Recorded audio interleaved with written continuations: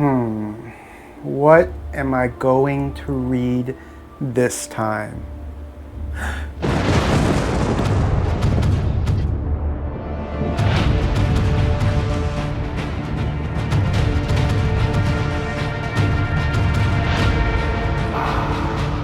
It's time. Hello and welcome back. It's been a minute. Sorry.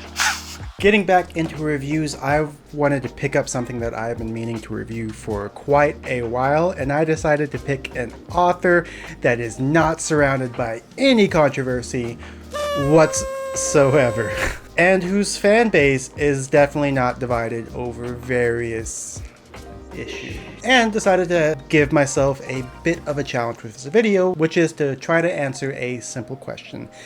Is The Name of the Wind by Patrick Rothfuss overrated or genuinely good?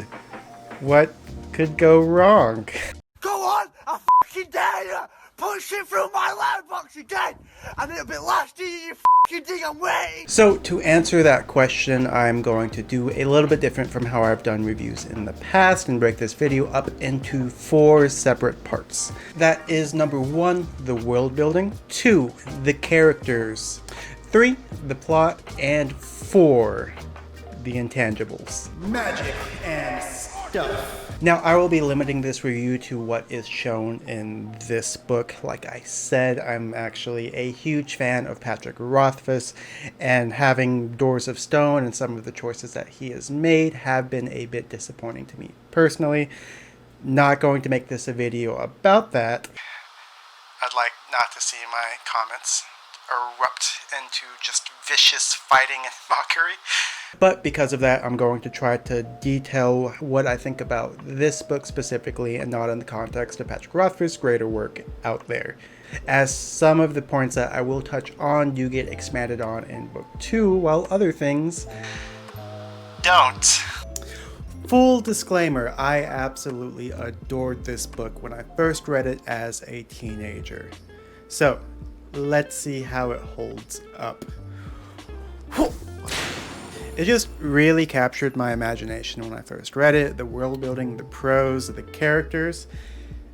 Being a very self-centered teenage boy myself, I had a lot of parallels and growth moments where I was like, that's basically me. I would be him in this series, which as an adult, have some reservations about.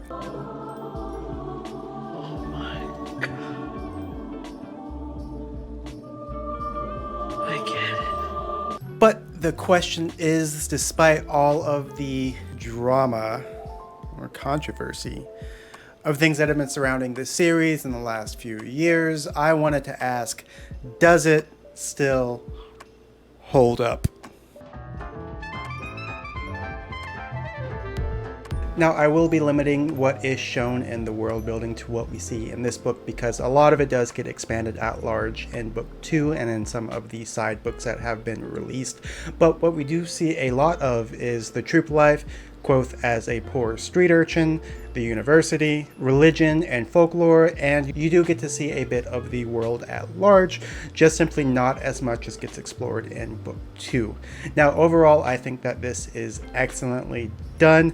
No surprise, I am a fan. I do think that what is shown, while executed very well, is still pretty generic fantasy. I don't think that any boundaries were necessarily being pushed in this. Talking about the university and some of the magic that is used and some of the systems that are in play, I do think are quite clever, but I'm not going to talk about that in this section of the video. But what is shown through this book, I think, is pretty well thought up and extremely enjoyable. I think the way the book started, exploring the troop life and how the troop would interact with the certain biases at the world at large and diving into some of the politics of how everything works, was very excellently well done. The university sections of this book were probably some of my favorite outside of individual scenes. The ambiance and plot that gets set up, I think, are still really well done, but like I said, not really pushing any major boundaries for me that makes me think that this book is revolutionary. However, where I do think that story really shines is that Patrick Rothfuss is obviously a big study of different folklore, religions, mythos, all of that stuff, and he injected a lot of that into this book. I've seen a few different interviews with Rothfuss where he's talking about some of the folklore that he includes for his kids to be more cultured, and I think it's definitely like a strong point for him and this series in general. He obviously cares a lot about different folklore and mythos, and with his like academic background, it really shows through. But honestly, that's one of my favorite part of the series, just because it adds such a new level of detail. And while I've been saying like, okay, this isn't revolutionary or this and that, it is still extremely well done. And I think really just makes this series a bit more dynamic and a lot of fun to just enjoy as a reader. And if you care for spoilers and why I have this opinion, go check out the subreddit dedicated to the series and see some of the fan theories that have been put out there, some of which are so insane and compelling that I'm pretty sure that they all guessed Patrick Rothfuss's original ideas, and now he's in this like rock and hard place where he wanted to surprise and blow everyone's minds. But based off some of these that I have seen, particularly revolving certain fae-like creatures that may or may not be fae, the level of kind of mad detail people have been trying to unearthing and the weird connections they have done with just every little word being analyzed and dove into.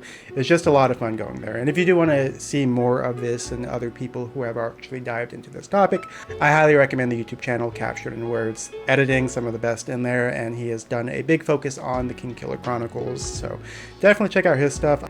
Now, while I have been mostly positive about everything, I do have one nitpick I do want to make, and that's how Tarbean was handled.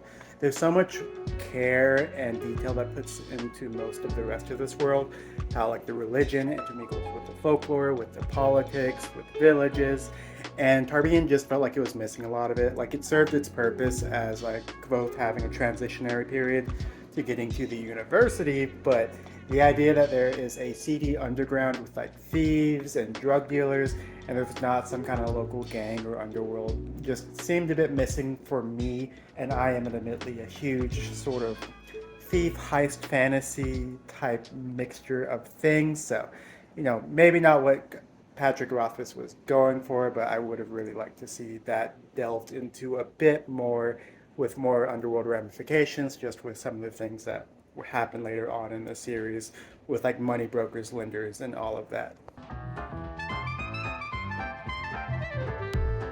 Overall, I do enjoy the characters that do get explored. I don't know if it's a clever trick by Patrick Rothfuss, like as an intentional feature, because this is Kvothe retelling his own story, that we do have it completely framed and focused on him from his own lenses. So a lot of characters that I thought would have been way more interesting to explore and dive deeper in, we don't really get to see that, but the characters that do get dived into, I think that are pretty well done. My favorites in particular would be Ben, Bast, Elodin, and surprisingly, Kilvin. Now, Ben, I feel like that was kind of a lost opportunity for Name of the Wind, or at least the series at large, coming into some of the later books. I don't think we'll ever see him again, but he was definitely one of the more interesting characters. I can hope that in the eventual possible more explorations of the story at large that Patrick Rothfuss has said that he would like to do once the original trilogy is completed, that we would potentially see more of him. But just the idea of a full-fledged arcanist kind of traveling town to town, yelling at his donkey, and just not really trying to make it by until he eventually falls into being just a brewmaster at a random village. I feel like there was a lot to explore there, his story, how he even got there, and why he even forsake just the high riches and everything that came with being an arcanist. Obviously a very talented, very smart man, so he would have been a character I would have loved to see more and more dove into. But in this book, he very much functioned like an Obi-Wan Kenobi. Really cool, interesting in the what we see of him, but his purpose really is just to guide Kvothe into his path of being an arcanist, which I wish that there was more to him in the book than that. It'd be great too, as the morals he was trying to teach Kvothe early on, kind of towards his last little bits in the troop life, were specifically like, hey, don't be an Icarus, don't fly too close to the sun, you can be too clever and burn yourself on the sun, don't do it. And we know that is the eventual outcome of this series, as Kvothe turns into Kote and lives in his inn, kind of like a broken husk. So it would be especially interesting just to have a run-in with him, especially with Kvothe as he is now, or even as a final thing on his path to just where he's at now. That would make an exceptionally amazing scene that I would pay So much money to see. Now, Bast is a character that does get his own spin-off book and has a lot of interesting things to be explored. In this book, we don't really dive too deep into the Fae and how all of that works. There are hints and things in this book, but it's definitely much more explored in book 2. But just him being a Fae traveling around with Kvothe and some of the hidden connections they possibly could have, along with the lightning tree kind of being focused more on him, I think he is an extremely interesting character that I will not dive into too many spoilers for, as this is focused on book 1, but definitely one of the standouts in the book. His interactions with the chronicler, him pulling the strings behind the scenes, just leads him to be a very interesting, possibly antagonistic character that I thought was a very good counter to Kvothe, especially with him kind of taking the part of a younger stand-in for Kvothe as he's kind of on his way out. Elodin, honestly, I feel like it's very hard not to like him. He seems to be a much more tempered Kvothe and one of the only characters in the series from start to beginning that seems to outdo Kvothe at every turn. I'm better. I'm stronger. Elodin, the youngest member of the Arcanist, becoming a master namer, all these very interesting things. His character has so much depth, and as the story progresses, you just see more and more interesting insight into him and what he could possibly know. Definitely one of the more interesting characters in the series, and the only one that I think just completely outdoes Kvothe in most things that aren't specifically music. But knowing Elodin and his crazy boxes of secrets, I wouldn't be surprised if he's also a master musician. How do you hold that thing? Alright, okay, those are cool. This is the best way to do it.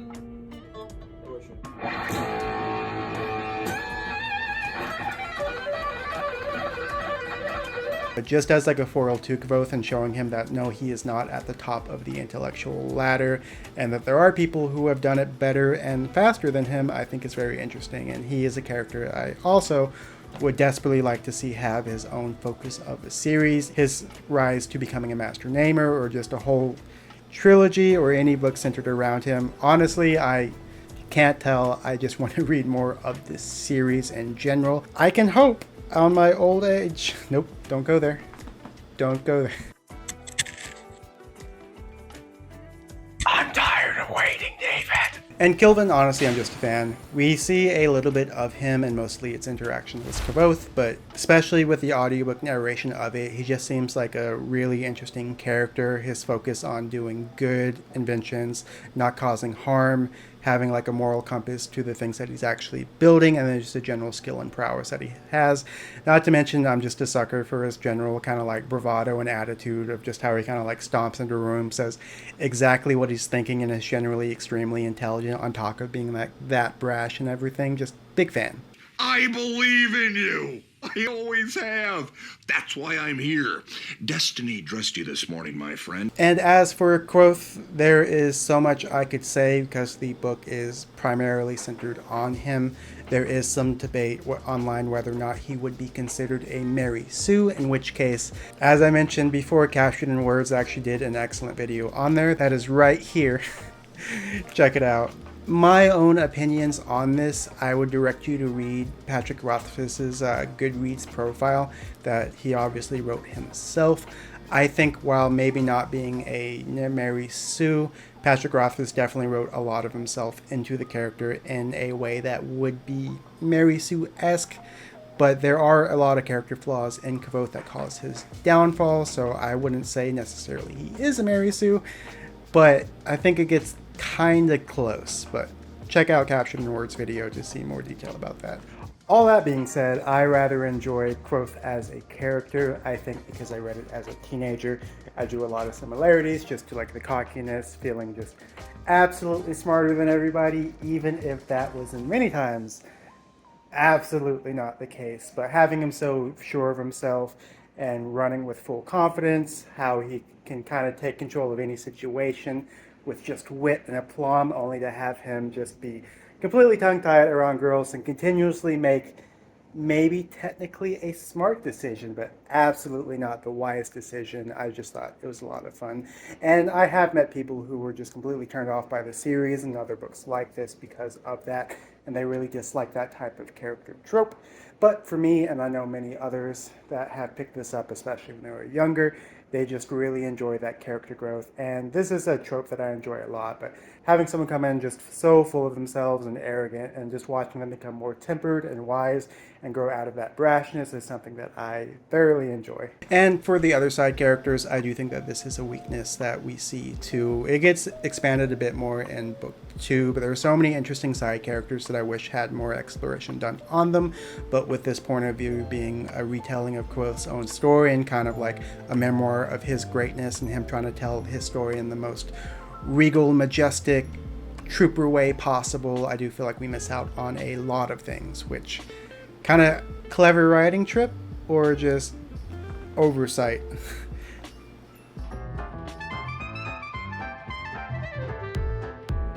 Plot in under 10 seconds. Kid is way more talented than anyone else, and no one recognizes his genius, which causes all of his problems. You're that super powerful lord with lots of money and soldiers, right?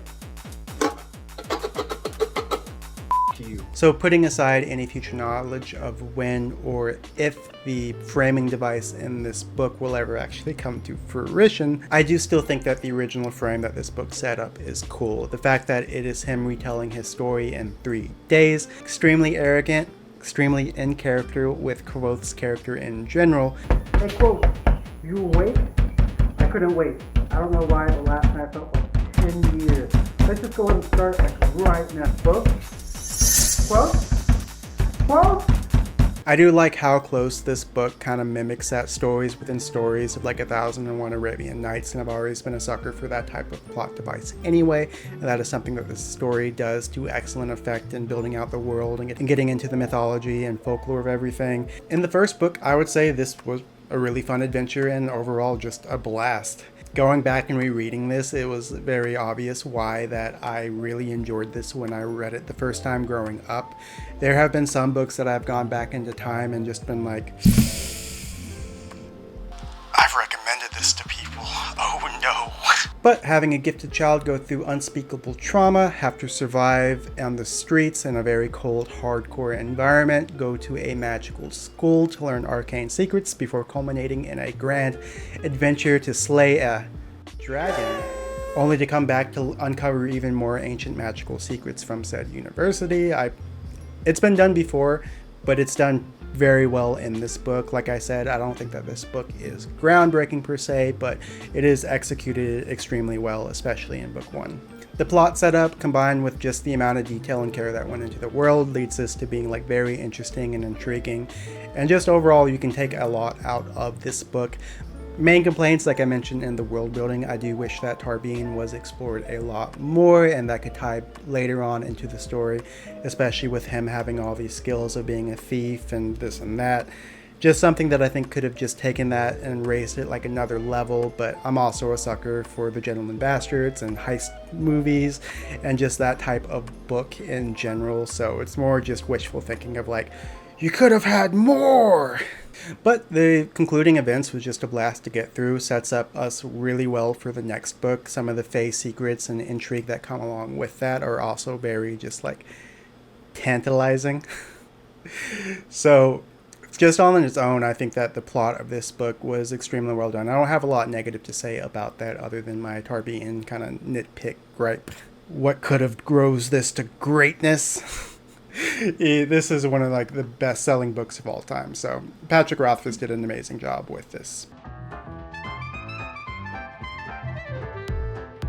Okay, say what you will about this book. It may not be everyone's cup of tea, but I think Patrick Rothfuss does do a very good job at his prose, if not some of the best in the fantasy genre at large. Some authors that I am a fan of have better prose for sure, but for sheer readability and being able to not quite cross into like purple prose, but still have it be very poetic and match the tone of the story while not just being an absolute slog to get through. I've read other writers with deeper prose and there's like meaning stuffed in every sentence and even syllable, and just crazy amounts of foreshadowing and this and that. It becomes super unwieldy after a while, and then you feel like you're missing everything if you're not just going through everything with a fine-tooth comb. I think Rothfuss strikes a good balance where if you want to dig in for more and go on to some of these Reddit theories and see just how deep some of the stuff that gets hidden inside of his work actually does, which is Quite a bit. and balancing that out with just having it be a fun, enjoyable read that you can just like listen to or read and just have a fun time. I think he does one of the best balances I've ever seen in fantasy. For the magic and stuff, I think that this was also one of the biggest highlights for me in the book in general. He does a very good combination of hard and soft magic systems, where the hard magic feels very realistic. There is a thing that is a nitpick for me in a lot of other series that he handled very well, but in series where you have magic that kind of becomes more mundane and you're set up in kind of a fantasy medieval setting, having that not trickle over and affect the world at large, I think is something that a lot of newer or more amateur fantasy writers will start to do. And the idea that you have introduced basically a substitute for like advanced technology, magic, electricity, all these arcane things, and it does not have any impact on anyone else's lives, I think is generally a huge oversight and something that annoys me in other books. Rothfuss, however, does a great job in this book of showing how the arcane university affects the world at large, how some of these things play into the mythology and just some of the politics that go around, and also just the general day-to-day, you know. The hard magic systems in this book play an effect and actually affect the world at large. Who knew? Sympathy is extremely well done. It has a lot of drawbacks, a lot of innovative ways it's used, not only in a combat sense, but some of the things that happen in the fishery and the inventions and how that play in the world at large. I thought it was an excellent, like, harder magic system, especially when compared to the next one, which is naming. Also, when I first read this as a teenager, I absolutely was trying to do something like the mental Raylar exercises, split my mind, try to hide things from myself, and then I realized that I'm 14 and very dumb because this is set in a fantasy world and I would basically have to be schizophrenic to make some of this stuff happen. Naming too, I really enjoy the idea of that.